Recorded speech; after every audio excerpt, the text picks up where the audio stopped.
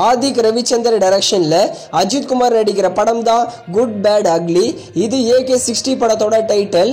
இந்த டைட்டில் வந்ததிலிருந்து நிறைய பேர் காப்பியோ கெஸ் பண்ண ஆரம்பிச்சிட்டாங்க. 1966ல கிளின்ட் ஈஸ்ட்வுட் நடிப்பில் ரிலீஸ் ஆன தி குட் தி பேட் தி அக்லின்னு அந்த படத்தோட டைட்டில் மாதிரியே இருக்கேன்னு சொல்லி நிறைய பேர் இப்போ ஷேர் பண்ண ஆரம்பிச்சிட்டாங்க.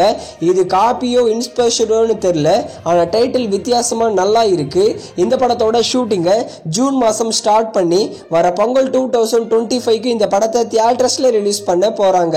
அடுத்து GOAT the greatest of all time Venkat Prabhu டைரக்ஷன்ல தளபதி நடிக்கிற படம். இந்த கோட் படத்துல நம்ம தளபதி கூட சேர்ந்து பிரபு தேவா கூட சேர்ந்து த்ரிஷா டான்ஸ் ஆடி இருக்காங்களாம். அதே மாதிரி கேமியோவும் நடிச்சிருக்காங்களா நம்ம த்ரிஷா. தளபதி கூட ஆல்ரெடி த்ரிஷா லாஸ்டா ரிலீஸ் ஆன லியோ படத்துல சேர்ந்து நடிச்சிருப்பாங்க. The greatest of all Time படத்துல சாங்குக்கு டான்ஸ் ஆடி கேமியோவும் வந்திருக்காங்களாம். இந்த கோட் படத்தோட ஃபர்ஸ்ட் சிங்கிளை வர மே மாசம் ரிலீஸ் பண்ண போறாங்க.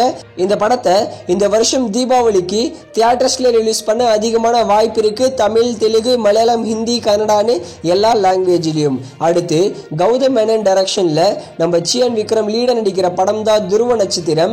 இந்த படத்துல ரீத்து வர்மா ஹீரோயினா நடிச்சிருக்காங்க. துருவ நட்சத்திரம் படத்தோட நியூ ரிலீஸ் டேட் அப்டேட் இப்ப கிடைச்சிருக்கு.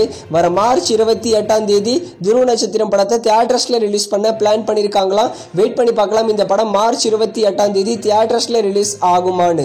அடுத்து பிரேமலு இந்த படம் மலையாளத்தில் ரிலீஸ் ஆகி 100 கோடி கலெக்ஷன் பண்ணிருக்கு.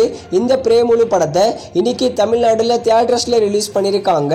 இந்த படத்தை தமிழ்நாடுல நம்ம ரெட்ஜைன் மூவிஸ் தான் ரிலீஸ் பண்ணிருக்காங்க. பிரேமலு படத்தோட digital rights Disney plus Hotstar தான் வாங்கியிருக்காங்க. மோஸ்ட்லி வர மார்ச் 29 இந்த பிரேமலு படத்தை ஹாட் ஸ்டார்ல பிரீமியர் பண்ணுவாங்க. தமிழ், தெலுங்கு, மலையாளம், ஹிந்தி, கன்னடான்னு எல்லா லாங்குவேஜ்லயும்.